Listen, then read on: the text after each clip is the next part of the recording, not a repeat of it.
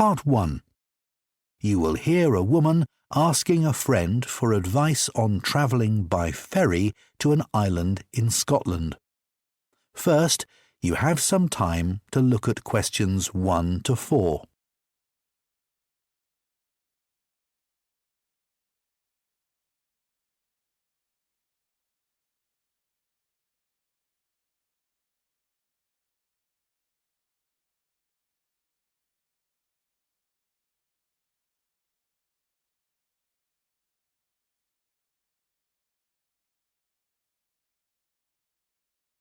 Now listen carefully and answer questions 1 to 4. You know when you went to the Shetland Islands last year, Paul, did you go by ferry or did you fly? We went by ferry, Tammy. I prefer driving to flying. The journey feels like part of the holiday. Which ferry company did you use? There's only one.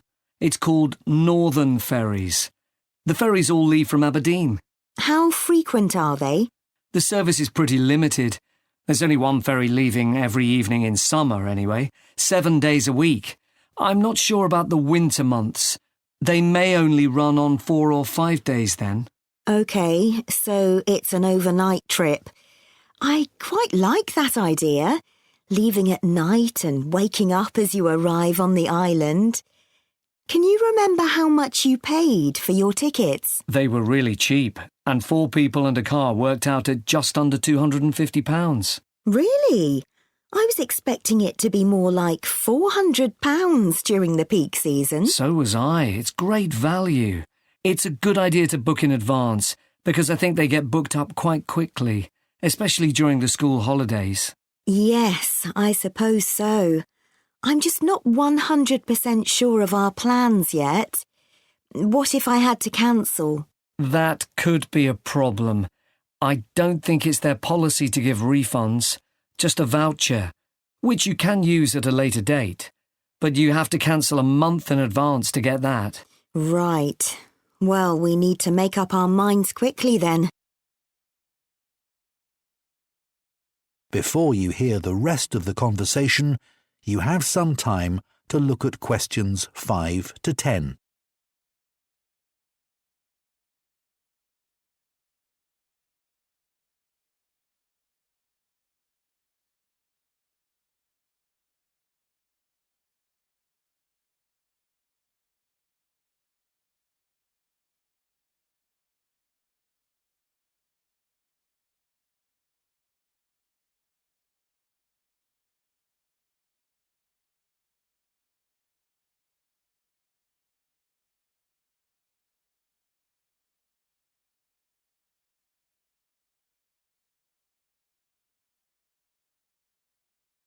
Now listen and answer questions 5 to 10. You'd want to book a cabin too. We booked too late to get a cabin with a window. They're more expensive, but much nicer than the inner cabins. You don't have to book a cabin at all, but I think it's worth paying for. They also have luxury cabins, which are only for 2 people and have a TV, but I wouldn't bother with those. No, I agree. The only other thing I can think of is to make sure you bring snacks for the kids. The selection on board is quite limited and not that healthy either. What about Wi-Fi on board? Is that any good? Not really. So it's best to bring some books for them. OK. We may need to bring the dog if I can't get anyone to look after him. We brought ours and it was fine. The kennels on board are OK. They're quite big. You just need to provide a blanket. Sounds good. It was all very easy, really, and it was quite an adventure for the kids. They loved being on the sea at night and in the morning keeping a lookout for dolphins. We saw loads. Oh, the kids would love that. One other thing. We arrived in Aberdeen hours before the ferry was due to leave, so we decided to go somewhere else rather than hang around at the port for so long. Where did you go? Drum Castle. I've never heard of it. Is that spelt like the instrument? Yeah, it's really worth visiting. It's got an impressive tower and beautiful gardens and ancient woodland. Sounds lovely. Does it have a restaurant? It's only got a coffee shop, no restaurant. We looked up restaurants in the area and found an Italian one in a village nearby. I can check the name of it for you if you're interested. Oh, thanks, Paul. That would be great. That is the end of Part 1. You now have 1 minute to check your answers to Part 1. Part 2. You will hear a man giving a talk to people who are interested in starting their own street food business. First, you have some time to look at questions 11 to 14.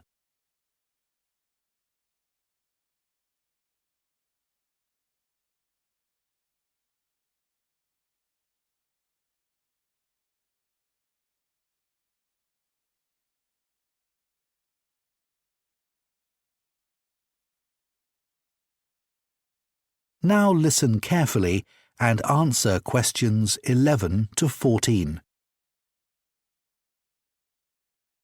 Good evening, everyone. My name's John and I run Veg Out, a street food business selling vegan food. Since 2012, I've been travelling all around the country cooking vegan food in my converted van and selling it at all kinds of outdoor events. I'm here to give you some advice based on my experience. The good news is that there's never been a better time to start your own street food business. Street food continues to grow in popularity. I think there are a couple of reasons for this.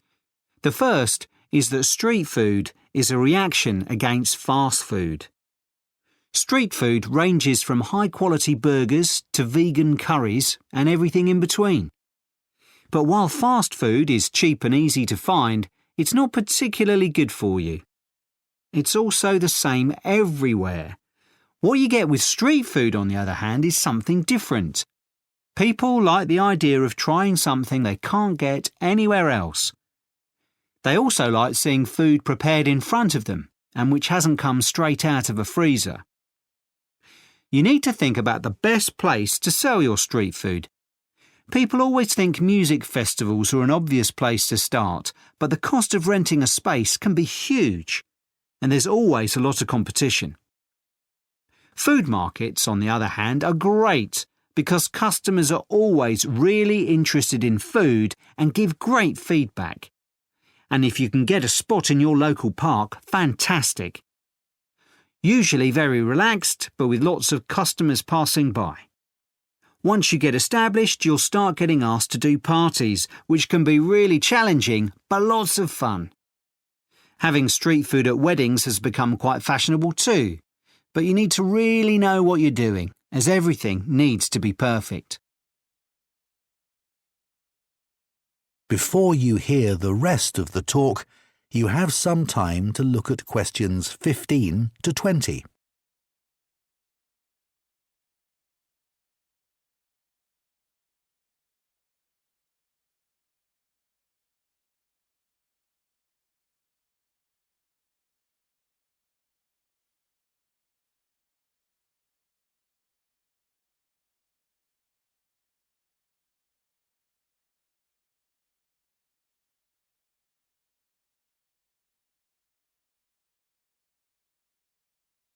Now listen and answer questions 15 to 20. Setting up a street food business costs a lot less than opening a restaurant or cafe, but you'll have to buy some basic equipment.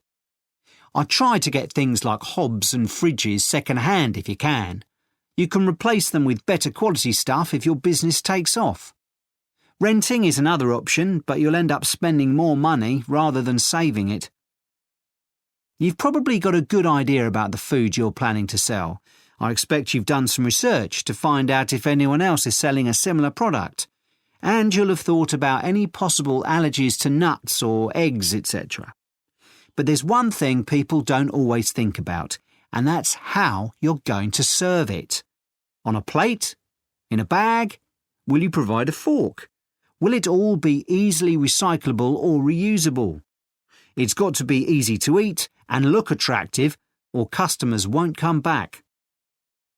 Once you get started, you should be prepared for things to go wrong.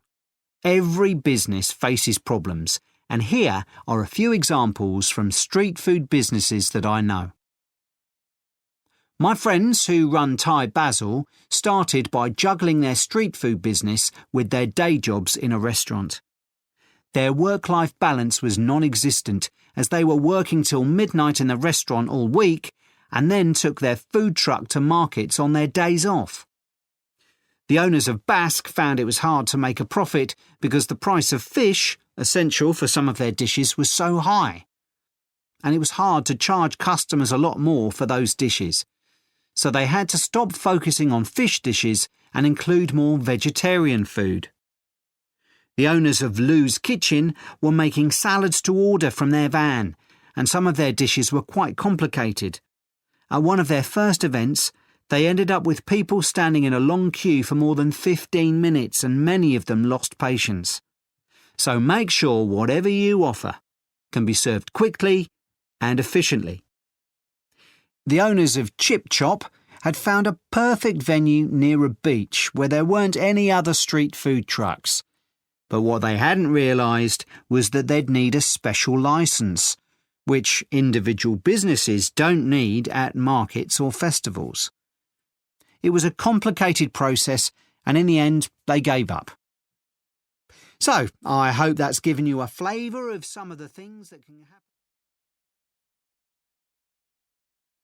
That is the end of Part 2. You now have 30 seconds to check your answers to Part 2. Part 3. You will hear part of a discussion between two textile students about their research into sustainable fashion. First, you have some time to look at questions 21 to 24.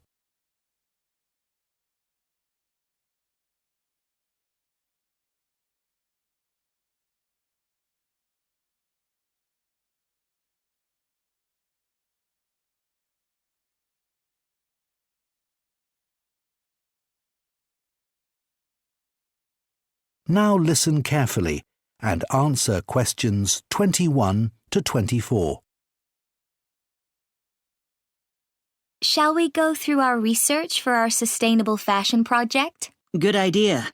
I think I've done enough reading now. Me too. I've learned such a lot about what sustainability actually means. Same for me with ethical fashion. I didn't really appreciate the difference between that and sustainable fashion before doing this research. I know. Most people use these terms interchangeably, but in fact, the difference is quite distinct when you think about it. Sustainable relates to the environment, and ethical relates more to the way workers or animals are treated. I totally understand why people get confused, though. There are so many other terms used, like eco-friendly, which is actually quite meaningless. And the way companies use these terms when describing their products doesn't help. They're often deliberately vague, I think, and don't provide enough information about how their products are made. Yes. It was interesting to read about the debates surrounding wool production and how ethical and sustainable that is. It's generally considered to be sustainable because it's a natural product. And it also lasts a long time and can be recycled. All very positive. But I wasn't convinced by the argument that wool production is sustainable because it doesn't use many chemicals. What about all the fungicides and insecticides used in sheep farming? Good point. And I couldn't find any evidence for the claim about sheep farming being better for the environment than cattle farming. No, they're both really bad. I read different reports about how unethical it is to even shear sheep. Some people say it's cruel, but as long as the sheep are kept in good condition, I can't see anything wrong with it. Me neither. Before you hear the rest of the discussion, you have some time to look at questions 25 to 30.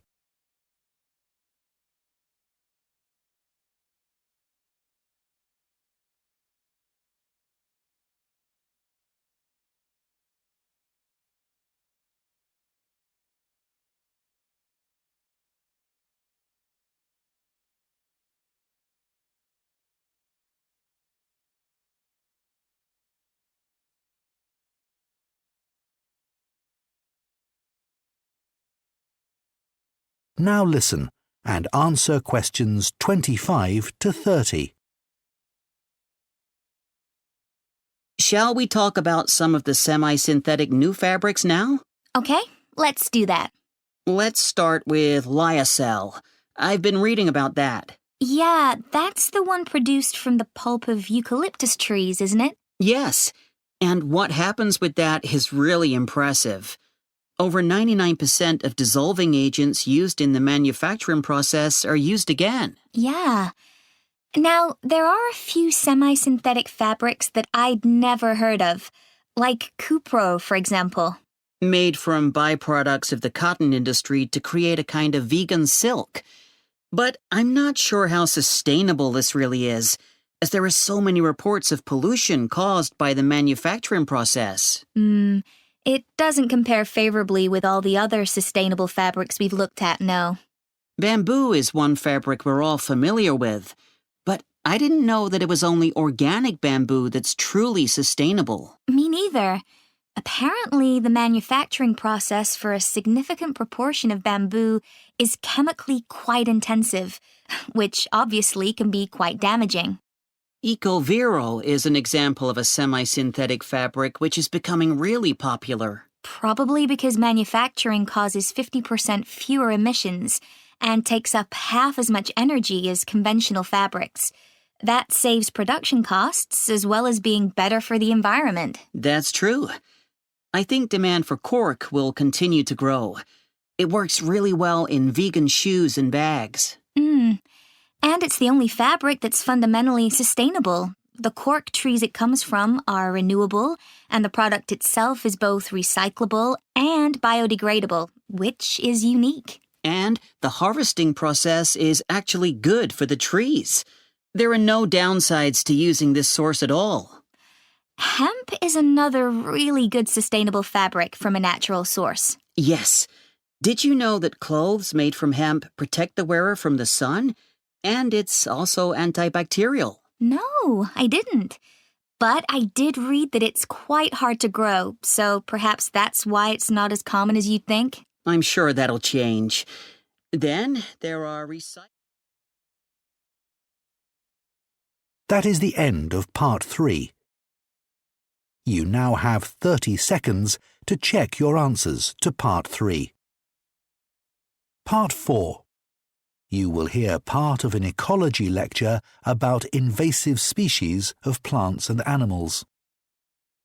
First, you have some time to look at questions 31 to 40.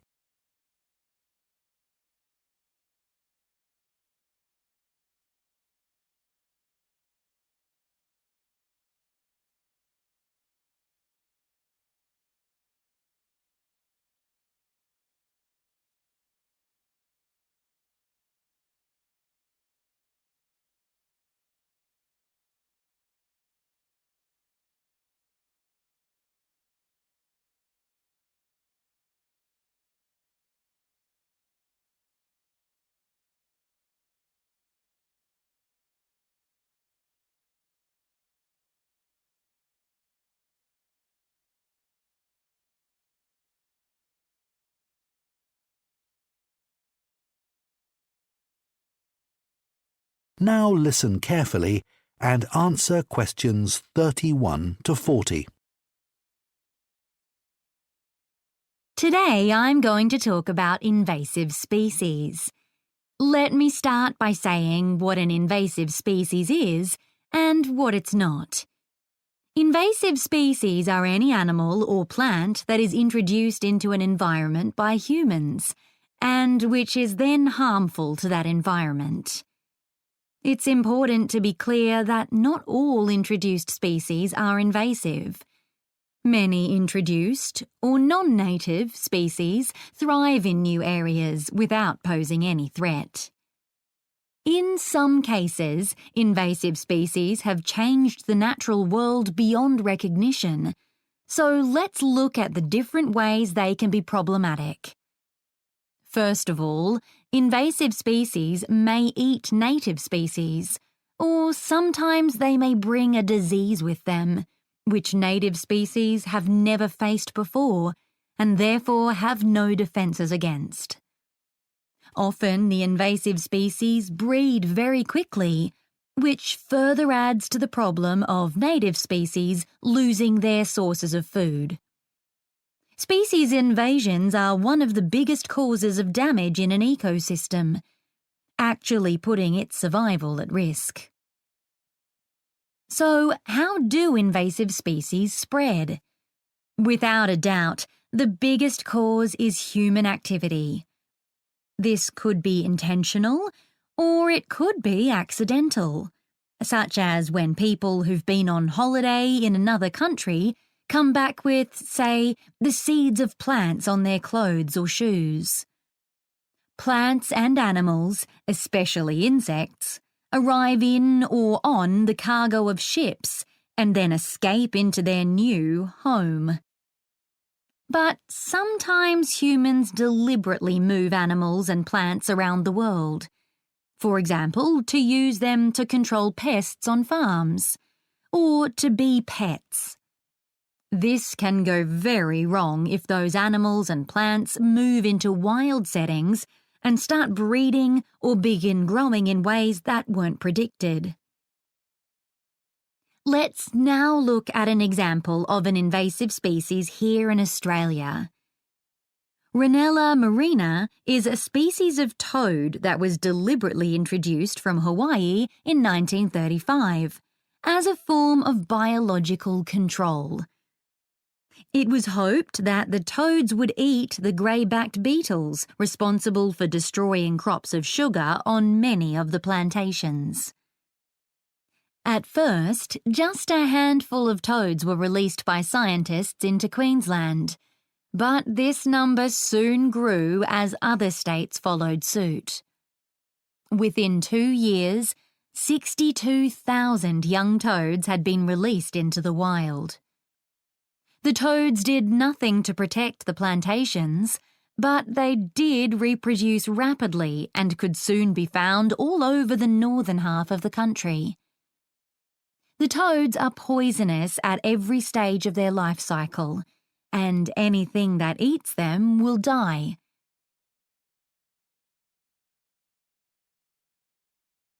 My second example regarding invasive species is the United Kingdom. Actually, there are more than 3,000 invasive species there, including some that are extremely common. Some invasive plants, such as Japanese knotweed, have had a devastating impact on parts of the UK. Gardeners in the 19th century considered it a beautiful ornamental plant, which it is when it's kept under control. But it soon spread into the countryside and remains a problem even to this day, as it's so hard to eradicate. Another invasive plant is rhododendrons, which can be found in UK parks and woodlands. Their introduction dates back to 1763, but they're now seen as harmful because they block out so much light that native wildflowers can't grow beneath them. And then there are grey squirrels, which are one invasive species almost everyone in the UK will have come across. They were brought to the UK from North America and introduced to private estates around the 1870s, but are now found everywhere, from forests to city squares. Grey squirrels have outcompeted the smaller native red squirrels. They both eat the same food, and the grey squirrels carry a type of virus that is deadly to the red squirrels.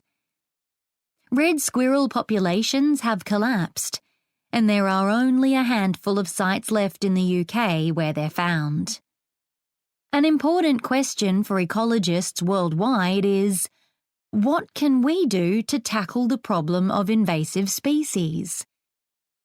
The first step in controlling invasive species is learning about the behaviour of new species coming into the country. Monitoring is an important part of this, so that we can know if the new species begins to have a negative impact in its new environment. One effective way to keep track of invasive species is to create a database for the whole country. That way, all relevant authorities and agencies can share important information and take whatever actions needed. But the public also have a vital role to play in this process. They should be encouraged to photograph harmful species, because this helps with identification, and then to report when and where these were observed. But it's important to tell people not to destroy or even touch what they've found. Now, I'm going to move on to an example. That is the end of Part 4. You now have 1 minute to check your answers to Part 4.